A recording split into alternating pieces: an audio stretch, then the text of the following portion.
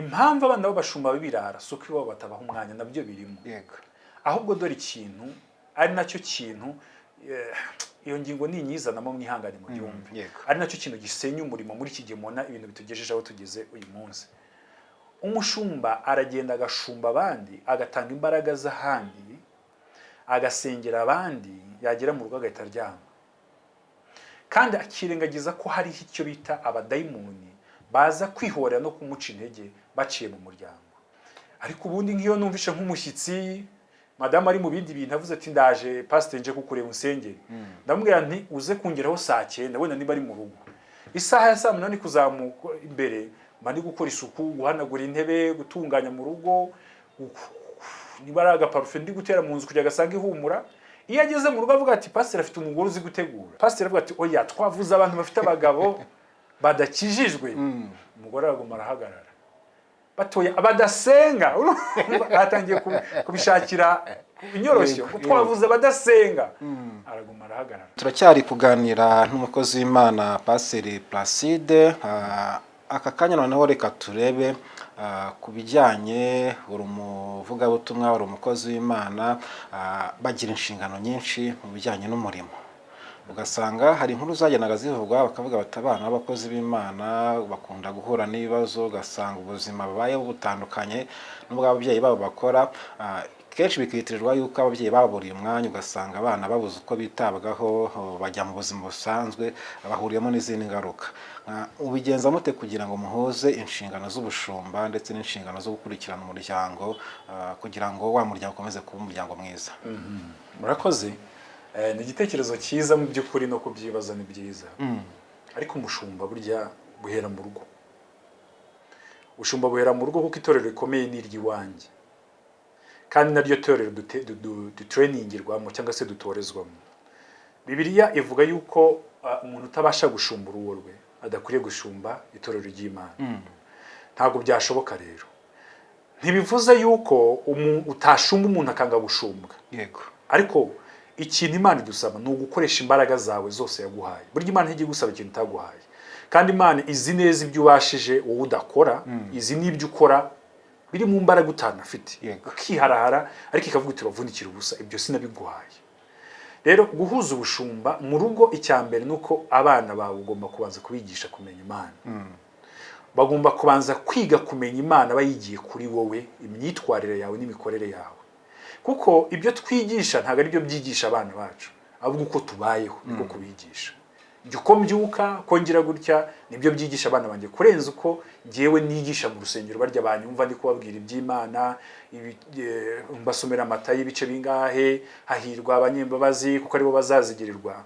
Ariko iyo hahirwa abanyembabazi abana banjye bagomba kwibona live mu buzima bwanjye. Mu magambo make urera abana nka kumwe Yesu yareraga intumwa ze. Yego. Yarazihamagaye ntabwo yazibwiye ngo nimuze tujye duhurira ku rusengero. Barabanye. Babana Yesu yabigishaga uburyo bazarya, uburyo bazaryama, uburyo bazagera gute. Ni nayo mpamvu burya bibaye umugisha mu bumana wabyaye hagomba kuva mu mwana byibura wakwishimira kuba uwo wari we. Bitabaye haba habayemo ikibazo. Yego. Hari akantu rero ubajije akambere nakubwira nakunda ko ariko ndagira ngo ngaruke kuri iyo ntuzuhe utanze urugero uvuga uti hari abana b'abashumba usanga baba ibirara babiki.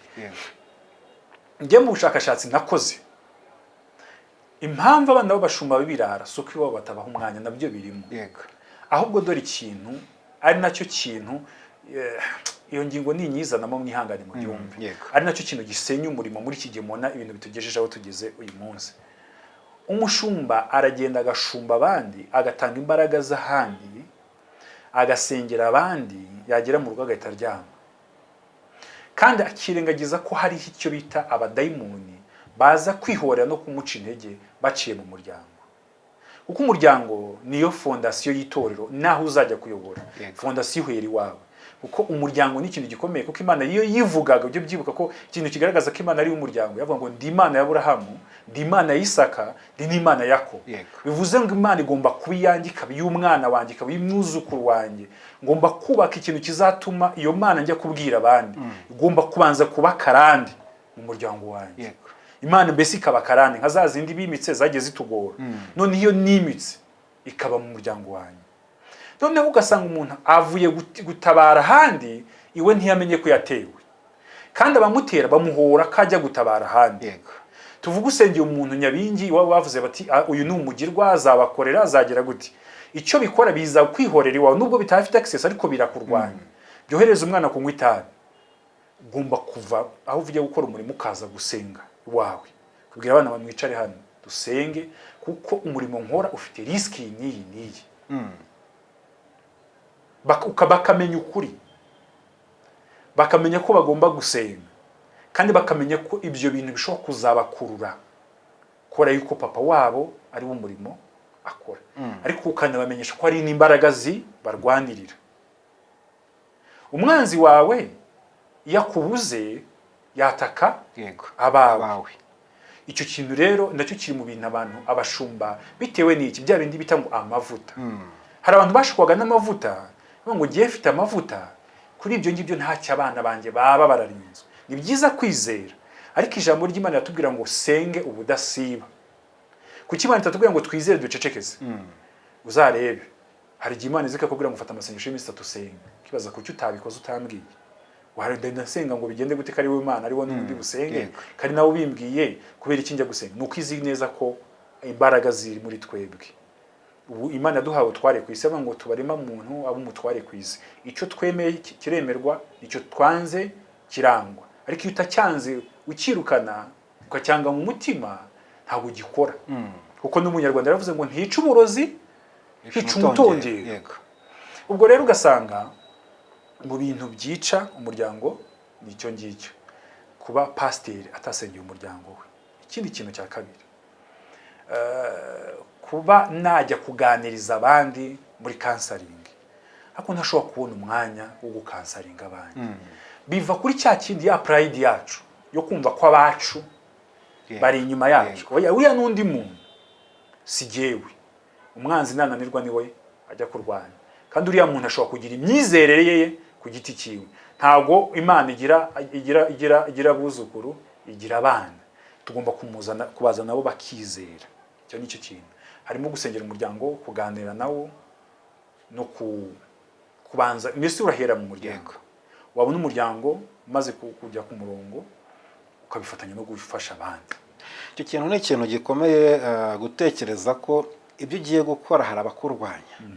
Guti ahangiye gushyira imbaraga none n'inzi wanyu ndashyirayo izirenze kubera yuko hari abantu baje kwihorera, hari ibintu byaje kwihorera kuko nakoza akazi badasha. Ni ikintu gikomeye cyane abantu badatekerezaho. Ntago bakunda kubitekerezaho. Harimo pride tugira ariko idakora.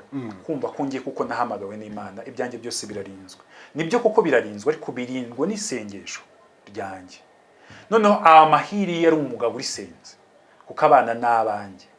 N'abana banje umugore wanjye nabagomba gusenga ariko ngomba gusenga. Ngewe nsenga nsengera umukobwa guhera ku imfura, mfite umukobwa w'imfura nkamanuka kugera ku bana ngasengera mama wonge nkaza nyuma. Ubwo nkabanda funitse. Hanyuma namara gufunika ibindi biri buze kuba ntacyo nabikoraho. Nimba ibindi nyine ngiye kwizera ariko nizereye mu isengesho nasenze, nizereye mu nama natanze, nizereye mu byo imbuto nabibye. Noneho nimara kwibiba ntungane ntekane nje no gukora umurimo mu rusengero. Uko ibindi hari indi si bari buze kujyamo, hari ishuri, hari ahandi hantu bari buze kujya, ariko uvuga uti basi uko nshoboye nagerageje uko nshoboye kugira ngo mbaho uburinzi, ibindi byaba ni ibindi byo ngibyo ntibishobotse, ntago biri mu bushobozi bwanjye. Nibwo bwa bundi bwa wundi uri hejuru ya byose nasabye kwandindira.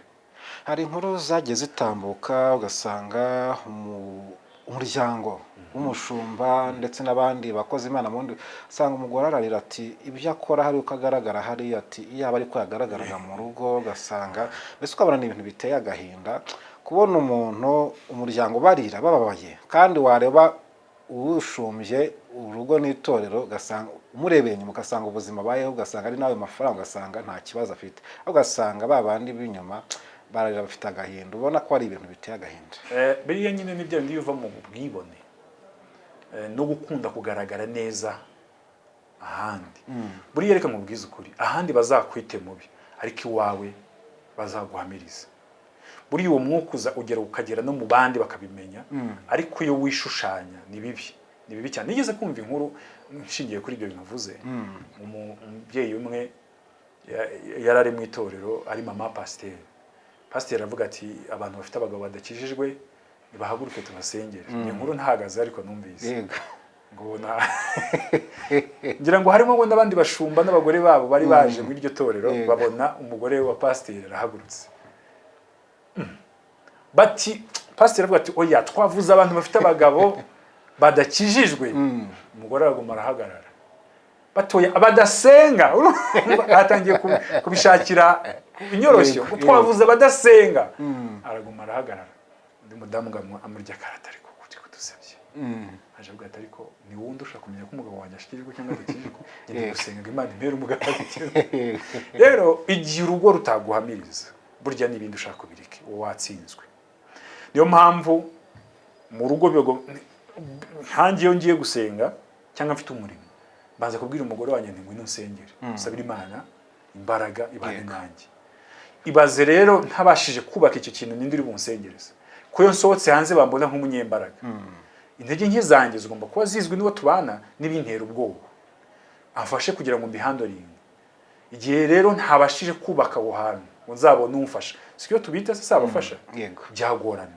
Nibwo ugenda ukabona umuntu akoze ibintu biciyemo bigenze neza akitwa umunyembaraga, ariko mu by'ukuri imbaraga zifite ahandi hantu zivomye, kuko hari andi yabanje kubaka. Ni ukubanza kwiyubakira iriba mu rugo, ujye uza unywanyweye wahaze, ubone nawe ibyo nawe ufukurira abandi iryo nabo bari bugere gute bari bumwereho. Nibyo ni ukubanza kubaka urugo, kubaka umuryango ku buryo ibizakurenga ni bya bindi nyine Uwiteka basigaye ko ari we wabyikorera. Hari wakibaza ati yes icyo gusenga ni kimwe no kubatoza no kubabwira ko hari ibibarwanya ndetse bifite imbaraga nyinshi bitewe n'inshingano isa afite, ariko harashobora gutekereza ati ibindi bikorwa ubuzima bwa buri munsi ni gute uba mu rugo, ni gute ufasha umudamu za nshingano, ni gute kugira ngo nyine nk'umushumba uvuga uti nanjye ndabizi ko mfite uruhare mu kwita ku muryango wanjye, nabo kandi babihamya bitewe n'uko mpaba. Ibyo bikorwa ni ibihe? Okay, twebwe nk'abantu bakora umurimo w'ubushumba, hari igihe kigera ukabura mu rugo, ariko hari n'igihe kigera ukaboneka, siko bihora. Iyo jyewe rero nivuze ku giti cyanjye nabonetse ndi mu rugo, abamba ndi gusoma Bibiliya, byaba ngombwa nkajya mu gikoni nkajya guteka, nkunda guteka, nanateka neza nzi no guteka. Nkagenda ngateka, namara guteka rimwe na rimwe nkaba ndi gukoropa mfashe madamu. Ubuzima nyine urumva ni ibintu nanakoze nkiri mutoya kuva ku myaka nka 20 n'ingahe, twashakanye turi batoya kandi ushakana tuziranye cyane ku buryo kumwiyenyemeraho ngo sinshaka gukoropa. Iyo byanze numva nta mbaraga mwana gusisti nkoropa. Ariko ubundi nkiyo numvishe nk'umushyitsi madame ari mu bindi bintu avuze ati ndaje pastor nje kukureba unsengere, ndamubwira nti uze kungeraho saa 9 wenda niba ari mu rugo. Isaha ya saa 8 kuzamuka imbere mani gukora isuku, guhanagura intebe, gutunganya mu rugo, nibaraga parufe ndi gutera mu nzu kujya gasanga ihumura. Iyo ageze mu rugo avuga ati pastor afite umugore uzi gutegura, ariko ibyinshi n'ingi wabikoze kuko afite ibindi arimo. Hari gihe rero binanira nawe akabikora. Ni kuvuga ngo mu rugo ni ugukora icyo ushoboye cyose gukora. Bibiliya avuga ngo uzi gukora ibyiza ntabikore bimubera icyaha. Nyine ni ukuvuga ngo uri mu rugo ukabona inkweto zawe zimaze iminsi zanduye kandi ngo zirindire ngo umugore wanjye azabikore, wasohotse ukicara ku kasima hanze, wenda ko nta muntu niba utuye mu gipangu nta muntu ukureba, ukuzoze uzanike hariya. Nimba ubona yuko imyenda yawe idateye ipasi buyitere. Ibyo nibyo kujya kuvuga ngo umugore ngo niwe ubishinzwe. Nimba afite ibindi arimo nawe ujya muri ibyo ngibyo, cyangwa se wenda aratwite n'urugero ntashoboye kunama, hari ibintu ugomba gukora. Biriya bintu iyo ubikoze bizana umwuka mwiza. Uwo mwuka mwiza ni usohokana ukagenda ufite umutima mwiza. Buriya rimwe na rimwe abantu ntibazi ko gukora nabi byangiza ubikoze kurusha ubikorewe. Wowe kuko ukoze ikintu Imana itashatse gukora, urangirikamo imbere. Wamara kwangirika ugatangira gutura abandi umushihi, uzi ngo n'umushihi ukajya agira ngo n'abantu baguhemukira, ahubwo nuko wowe wihemukira kuruta ibyo abandi baguha. Buriya uzanabirebe uzabyumva, umuntu icyaha akoreye abandi n'icyaha bamukoreye, kubabarira abandi biroroha, kwibabarira buriya nubwo abantu batajya ushaka Imana senga Imana ikubabarire senga sabe Imana imbabazi ariko umuntu kwibabarira bivuna yego kuruta kubabarira abantu bashobora kukubabarira ko kwibabarira bikakunanira naho handi umuntu avuga ariko kuko njye natura ibyaha nk'umuntu ajya hano bakaminondora biracyakurimo ntabwo wabohotse warakibumbatiye urakigumana wumva ko ari ikintu cyawe nyine yego urumva rero nibyo ugomba kumekinga sure ko icyo ushobora gukora mu rugo mbega reka kuvuga abandi ngiye nkora uko nshoboye nimba ari ugukoropa ngakoropa ntacyo bintwaye umuntu uri bumbona akanyita umusazi ubundi isanyita umuntu muzima hari ikintu mushinzweho niba ushobora kureba ibintu nkora ukabyita ubugoryi nuko ufite niko wowe nta bwenge bugira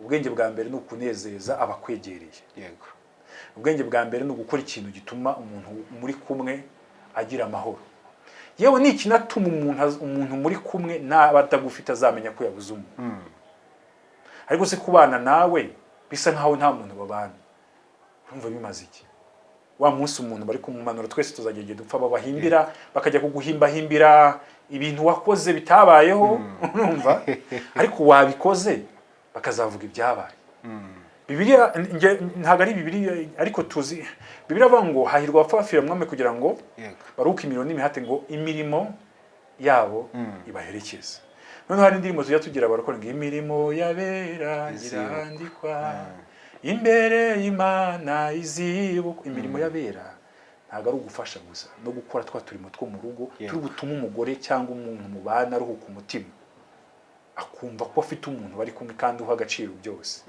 uriya murimo nawo mu ijuru urandikwa yego none hari abo ujya ubona nyine byaranze wabona mu muryango ukabona biratandukanye cyane ariko icyo gihugu iyo bimeze uko nguko biba bivuze ko ibyo ari gutanga abandi ari gufasha bo wabyizera mu gihe niwe nabwo ubona ko byanze iwe byaranze ariko si ibyo ari gutanga bwo wabiha ikihe cyizere ko biri gufasha abo abihereza nyamara nawe byaramunaniye icyo bivuze ni ikizi erega iyo buriya twigisha imbere y'abantu twigisha ijambo ry'Imana amagambo tuvuga siyo yigisha imyizerere dufite muri twebwe icyo twakwita nka core belief imyizerere shingiro nshobora kukwigisha nti Imana ihindura amateka Imana igire neza ariko nkaba mvugana Imana iragukaranga aho gucunga itazagushiririza mu buryo ntazi mba ni kuransa umwuka wanjye uganira n'uwawe bya bindi ngende gutekereza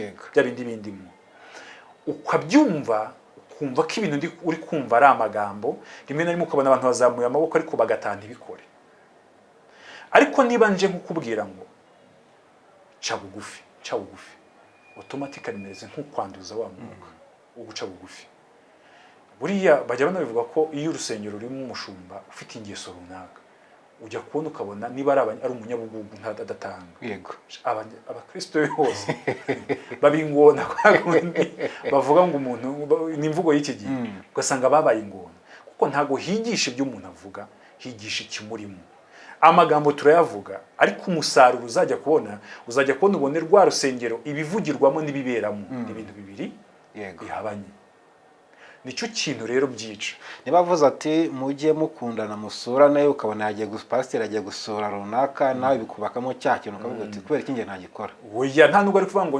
bikubakamo iyo pasiteri abivuga bikora naho utamubona bikora hari uburyo bw'umwuka yego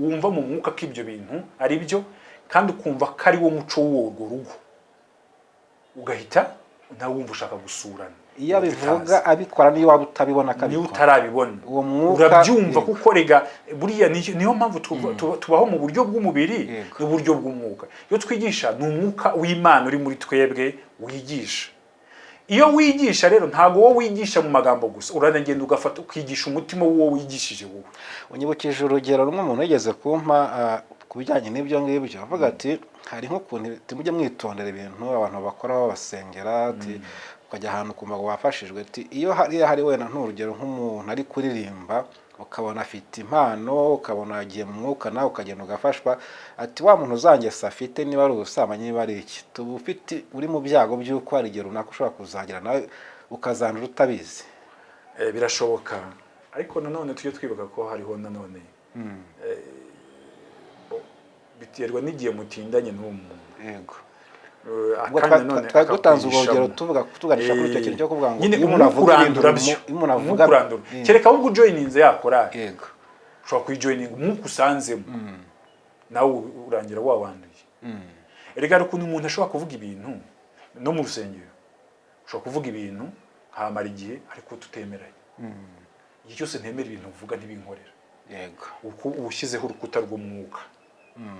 Buriya ibi bintu tubamo tubona ibi byose biva mu mwuka. Iyo wemeranyije n'umuntu ibyo yemera biragukorera. Nawe rero uramutse tuvuge nk'urugero ubaye mu bantu bagira ingeso runaka, usanga nawe wagize gute wazisanzemo. Ni nacyo nakubwiraga ngo kuko impamvu nabishyize cyane kumwigisha, umwumva nyine ni umwigisha. Urumva iryo zina ni umwigisha. Na Yesu yavuze ngo umwigishwa iyo abaye umwigisha mwiza ntaruta umwigisha ahubwo amera nkawe. Ibyo niwe wivugaga, ariko natwe yaratuvugaga. Yego. Iyo uhuye n'umuntu akakwigishwa yemera kumwigiraho. Yego. Turimo tugenda tugana ku musozo, wenda wavuze ikintu cya pride. Abakozi b'Imana batwarwa na pride ugasanga ibagoshije muri izo ntege nke ndetse no kutita kuri izo nshingano. Pride akenshi n'ubundi usanga bayihabwa na bantu babayoboke, ugasanga Imana ikemura ikibazo cy'umuntu bikunyujijemo, wowe kabyitwa bati abantu kuko abantu baza bagatura umukozi w'Imana arakabyara akagira ati Imana ngo babanza kugusingiza na mbere yuko basingiza Imana gukorera cya kintu. Ugasanga ari byo ngibyo n'ubundi bishobora gutuma ugera ya pride ukumva nyine ko bya bintu ari ibyawe, usanga abantu bacikiye intege. Ni gute dusoza abakozi b'Imana badakwiye gutwarwa n'icyo kintu bagakora umurimo kandi bakanazirikana yuko nkuko watangiye bivuga ati mukora ariko muzirikana yuko ibyo muri gukora niba Imana iri kubakoresha ibitangaza, umenye ko hari umuntu uri buze kwihorera. Kandi burya umuntu aje kukugirira nabi niyaje kwihorera biratandukanye. Uje kwihorera azana umujinya wose n'imbaraga zose kugira ngo asiga ko wabaje koko. Ni gute icyo kintu cya pride bahabwa n'abayoboke babo bitewe n'ibyo Imana bakoresheje bakwiye kukijera kugira ngo mu rugo bigende neza no mu itorero bigende neza? No kuba mu mwuka, gukomera ku mwuka w'Imana. Kubera yuko kubera ko impamvu ze ngo no kuba mu mwuka, hari undi muntu byabayeho. Ntago ibintu byo gusingizwa ari ibyo. Dawidi ngo yagendaga agatsinda ngo abagore bakamuririmba. Yego. Waravuze ngo Sawuli yishe ibihumbi, Dawidi yica inzovu. Ibyo bintu ntabwo byigize bituma Dawidi yumva ari umuntu wahatari.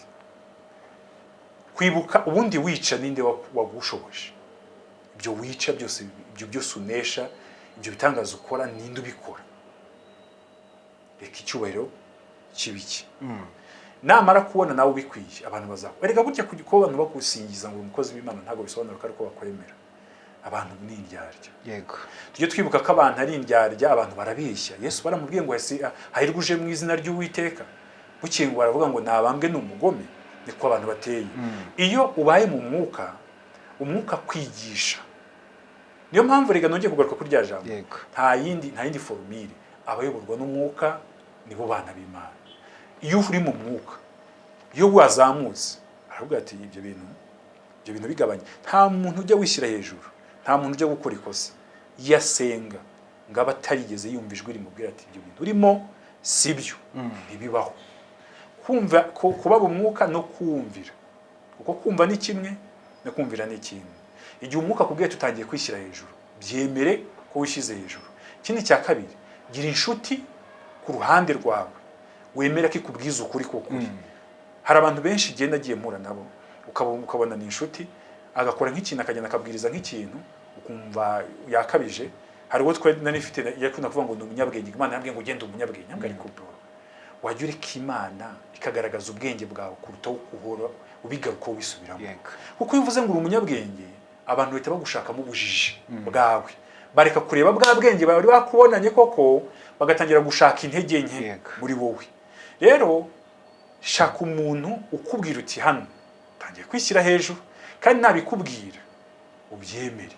Yewe ashobora kuba atari n'ubuhanzi n'uwo mwashakanye, umubwira utari kusiga ubona narabyimbye nsigaye nza mu rugo nkwatagira byose cyangwa se iyo ndi ku rusengero umbona uti avuga ati utangiye kwishyira hejuru ubyemere ashobora kuba akabije cyangwa adakabije ugenda usenga Imana wibwira uti Imana bambwiye ko bimeze gutya ubibona uti hari ibintu twita ngo gukura mu mwuka abantu benshi ibyo bita gukura mu mwuka ni ubwibone yego ugenga ndi umuntu mukuru ngo ndi kuri genero ubu narazamutse Imana yaranza oya ca bugufiya icyubaro n'icyo Uwiteka icyo Imana ikora iragukoresha igakorera muri wowe yarangiza ikanaguhemba yego ikajya gushimira ngo mwana wanjye warankoreye kandi ariyo yikorera nta mpamvu n'imwe ihari yo kugira ngo umuntu atangire yumve ko hari ikintu cyahatarakora ni Imana ibikora yego nanone ntitwicishe bugufi kugira ngo abantu badukandagire ku mutwe ibyo nabyo si byo ariko nanone tuma Imana ibona icyubahiro muri wowe yego nukuri kose ibintu bigenda neza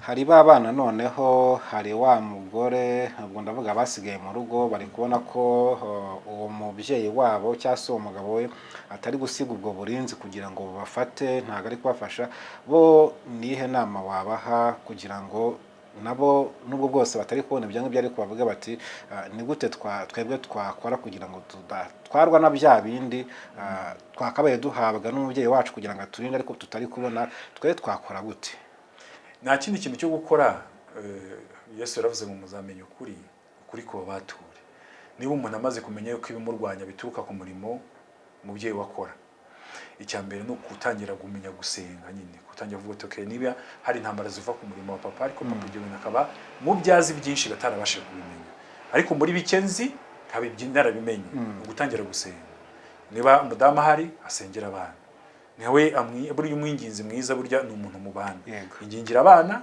wingigire n'uwo mwashakanye igisha abana gusenga wigishe kwisengera unababwira uti urabona papa wanjye akora uriya murimo niba bamaze gukura yenda nabo bazamusimbura nta Imana igeze kubwira Dawidi iti ntuzigere ubura umwana wawe ku ntebe yawe ni gake cyane kuri umurimo ngo ubure gusimbura yari Imana yaguhamagaye umenye neza ko namwe muzakora Imana twifuza ko mukorera Imana ariko mumenye ko izi ntambara ari izi ngizi abigisha intambara z'umwuka abigisha ukuntu Satani yataka basenge niba na ngombwa asenga asaba Imana umutima wo kugira ngo umugabo wabyumve amuganiza mubwira ariko hari ikintu wibagiwe hano twebwe ntabwo dusenya ntabwo twicara hamwe ngo dusenge ese ujya wibuka kudusengera se mugira umwuka ugira nitwe dukwiye kugira umunsi umwe wacu wo mu muryango wo kwisengera wenda tukiriza ubusa tugasengera umuryango haba abantu ubona badakeneye gusengerwa ibintu nk'ibyo ngibyo hari igihe imbaraga z'Imana burya Imana ntigita abantu bayo yamugarura abana bakamenya gusenga nawe agasenga icyo gihe umwuka w'Imana agaruka mu rugo n'uburinzi bukahagaruka mbashimire cyane tuzongera tuganire dufite byinshi byo kuganiraho hari ikintu kimwe wogeza kugarukaho nshaka ko tuzaganiraho ikijyanye na zira nshingano z'abubakanye cyane cyane niyo bije mu bijyanye n'imyizerere n'abakristo usanga bageraho bagataruka nta n'ushaka unasanga no kubyigisha abana ku bijyanye n'ubuzima bw'imyororokere n'indi badakunda kuko bifata nk'ibintu biri aho ngaho by'ishitani kandi nyamara mu by'ukuri biri mu bintu byabahuje tuzabiganiraho tugire nabyo byinshi twunguranaho ubumenyi ndetse n'izindi ngingo zigiye zitandukanye mwakoze cyane murakoze